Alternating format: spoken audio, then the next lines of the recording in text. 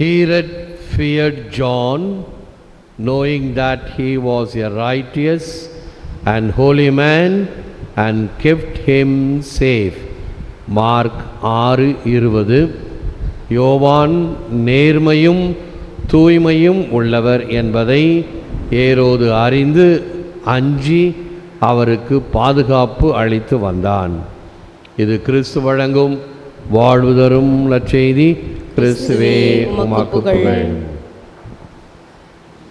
கிறிஸ்துவில் அன்பார்ந்த சகோதர சகோதரிகளே, அன்பார்ந்த பிள்ளைகளே, அன்பார்ந்த தொலைக்காட்சி விசுவாசிகளே, John was a burning and shining lamp. யோவான் 5:35. யோவான் எரிந்து சுடர்விடும் விளக்கு என்று யோவானுடைய தலை வெட்டப்படுவதை நற்செய்தியில் படித்து அவருடைய மரணத்தை தியானிக்கின்ற நாள் என்பதினால் சிகப்பு ஆடை அணிந்து திருப்பலி ஒப்பு கொடுக்கின்றோம். இந்த வனாந்தர மனிதனிடம் ஏதோ ஒரு வனப்பு இதயத்தை ஈர்த்தது, ஏக்கத்தை வார்த்தது. இயேசுமா காவியம். வனாந்தரத்தில் இருந்து மக்களுக்கு இந்த இறைவனுடைய அருளை இரக்கத்தை பெறுவதற்கு வழிகளை காட்டிக் கொண்டிருந்தார். மக்கள் கூட்டம் கூட்டமாக சென்று நாங்கள் என்ன செய்ய வேண்டும் என்று அவரிடம் கேட்டார்கள். ஒவ்வொருவருக்கும் அவர்களுடைய வாழ்க்கைக்கு ஏற்ப வழிவகைகளை சொல்லிக் கொண்டிருந்தார். உதாரணமாக காவலர்களிடம், நீங்கள் ஊதியத்தை பெற்று அந்த ஊதியத்திற்கு ஏற்ப வேலை செய்யுங்கள், ஊதியத்திற்கு அதிகமாக கையூட்டு பெறக்கூடாது என்று அப்பொழுதே அவர் இந்த காவலர்களுக்கு சொன்னதை நற்செய்தியில் பார்க்கலாம், கேட்கலாம். While the arrogant ones extol their own courage, they degrade the excellence of truth. Saint Thomas அக்வினாஸுடைய வார்த்தைகள். கர்வம் கொண்டவர் தங்கள் தைரியத்தை மெச்சிக்கொண்டு உண்மையின் சிறப்பை துச்சமென கொள்வர். வழக்கமாக சண்டையில் நாம் என்ன பார்க்கிறோம்? யார் அதிகமாக அதிகாரம் வைத்திருக்கிறார்களோ அவர்கள் மமதையிலே சொல்வார்கள், நான் யார் தெரியுமா, என்னிடமா மோதுகிறாய், நீ உண்டு இல்லைன்னு ஆக்கிடுவேன் என்று கர்வம் கொண்டவர் தங்கள் தைரியத்தை மெச்சிக்கொள்கிறார்கள். உண்மையின் சிறப்பை துச்சமென கொள்வர். அது உண்மையாக இருக்கலாம், நீதியாக இருக்கலாம், நேர்மையாக இருக்கலாம். எதிரில் இருப்பவரிடம் இந்த உண்மைக்கு சான்று பகரக்கூடிய பல வகையான வாய்ப்புகள் இருக்கலாம். ஆனால் அவைகளை எல்லாம் துச்சமென கருதுபவர்கள் இவர்கள். நல்ல உதாரணம் இந்த பிலாத்து மன்னனும் இயேசுவும். பிலாத்திடம் அதிகாரம் இருந்தது, இயேசுவிடம் உண்மை இருந்தது.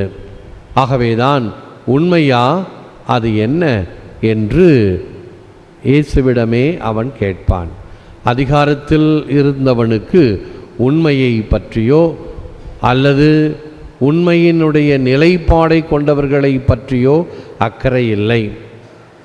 அதிகாரத்தில் இருப்பவர்களுக்கு இருக்கக்கூடிய ஒரு அச்சமும் ஒரு முன்சார்பு எண்ணமும் தங்களுடைய அதிகாரத்திற்கோ நிர்வாகத்திற்கோ எந்த விதமான பங்கமோ அல்லது குழப்பமோ ஏற்படக்கூடாது. அப்படி ஏற்படுவதை முளையிலேயே கிள்ள வேண்டும் அல்லது ஏதாவது குறுக்கு வழிகளிலே அதை களைந்து விட வேண்டும். எனவேதான் சற்று சிந்தித்து பாருங்கள். குழந்தை இயேசுவை அந்த சின்ன குழந்தையாக இருக்கும் பொழுதே இதே ஏரோது மன்னன் முன்னாது இருந்தவன், அந்த ஏரோது என்பவனே எப்பொழுதும் பாருங்கள் இப்படிப்பட்ட ஒரு தன்மையில் இருப்பவர்கள் தான்.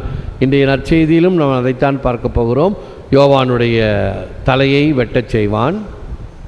யோவானை பற்றி தெரிந்திருந்தும் அதே போன்று ஒரு குழந்தை பிறந்துள்ளது, அது யூதர்களின் அரசராக பிறந்திருக்கிறது என்று சொன்னதை கேட்டதும் அந்த குழந்தையை உடனே கொல்ல வேண்டும் என்று எத்தனித்தான். நயவஞ்சகமாக அந்த 3 ஞானிகளிடம் எங்கே எப்பொழுது இதை பார்த்தீர்கள் என்று விவரத்தை கேட்டுக்கொண்டான்.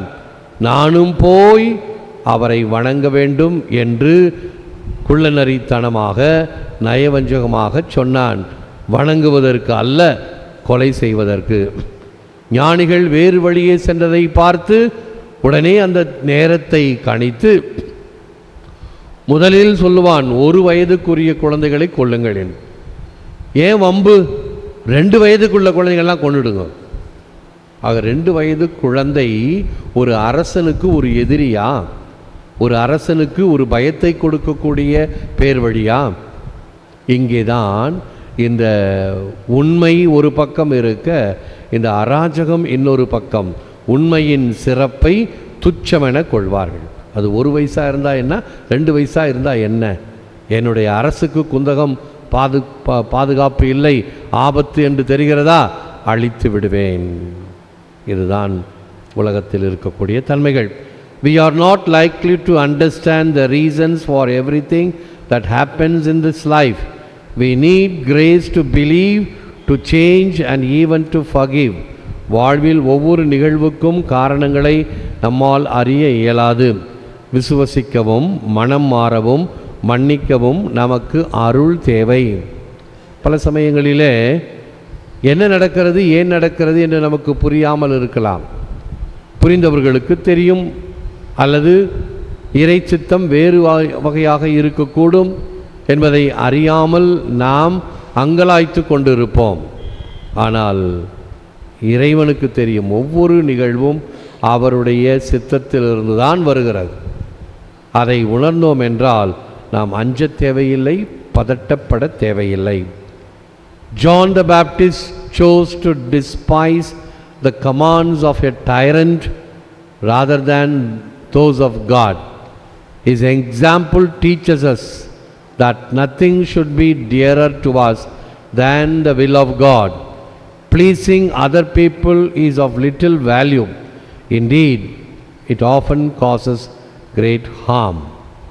திருமுழுக்கு யோவான் இறைவனின் கட்டளையை விட கொடுங்கோலின் கட்டளையை மீற தேர்ந்து கொண்டார்.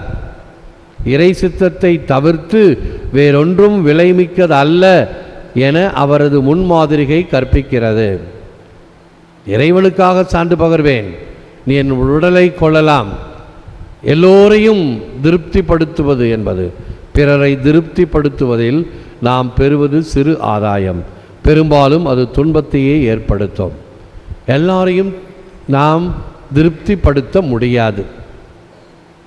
ஆகவே சில வழிவகைகளை கடைபிடிக்க வேண்டும் என்றால் ஒரு சிலருக்கு அது பாதகமாக இருக்கக்கூடும், அல்லது துன்பத்தை தரக்கூடும். ஆனால் அவைகளை நான் சந்தித்தாக வேண்டும். எல்லோருக்குமாக திருப்திப்படுத்தி கொண்டு அல்ல. இயேசு எல்லோருக்கும் நல்லவராகத்தான் இருந்தார். சென்ற இடமெல்லாம் நன்மை செய்து கொண்டு இருந்தார். பின் ஏன் அவர் மீது வெறுப்பு? பின் ஏன் அவரை கொலை செய்ய தேடினார்கள் என்ற சதுசேயர்கள், சட்ட நல்வர்கள், பரிசேயர்கள், அதிகாரத்தில் இருப்பவர்கள், மத தலைவர்கள், குருக்கள், இவர்களுடைய அதிகாரத்திற்கு ஒரு சவால் விடுக்கக்கூடிய பேர்வழியாக இருந்ததினால், ஆகவே அவர்களை திருப்திப்படுத்தி கொண்டு அவர்களை அட்ஜஸ்ட் செய்து கொண்டு வாழ வேண்டும் என்று இப்பொழுது இருந்தால் இயேசுவுக்கு நாம் அறிவுரை சொல்லியிருப்போம். அப்படித்தான் மாதாவிடம் சொன்னார்களாம், உன் மவனை கொஞ்சம் வாயை அடக்கி இருக்க சொல்லு, எல்லாரிடையும் போய் ஏதாவது சொல்லி வீண் ரொம்ப விலைக்கு வாங்கிக்கிட்டு இருக்கிறான் என்று சொன்னது உண்டு.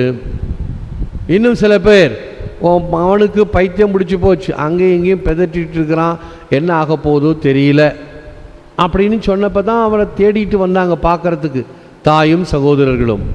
அவர் மக்களுக்கு எல்லாம் நல்லதை போதித்து கொண்டிருந்தார். வெளியிலே பார்த்து கொண்டு நிற்கிறார்கள். நல்லது தானே சொல்கிறார் என் மகன்.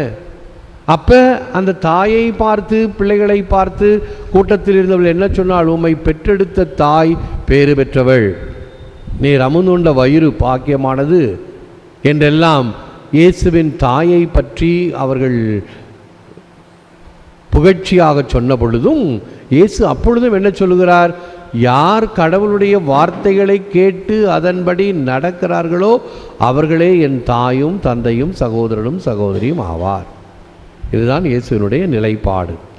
இத்தகைய பின்னணியில் செபிப்போம், விழுந்தால் இருப்போம். Lord Jesus Christ, give me faith and boldness and courage to stand firm in the truth of the gospel and not to waver in my testimony of your love and grace. Give me hope and joy in the promise of everlasting life with you in your kingdom. ஆண்டவராகிய இயேசு கிறிஸ்துவே, நற்செய்தியின் உண்மைக்கும் அன்பின் அருளாசிருக்கும் சான்று பகர்தலில் என்றும் தளராது இருக்க திடமான விசுவாசத்தையும் தைரியத்தையும் எனக்கு தாரும். உமது அரசில் உம்மோடு வாழும் முடிவில்லா வாழ்வின் மகிழ்ச்சியையும் நம்பிக்கையும் தாரும்.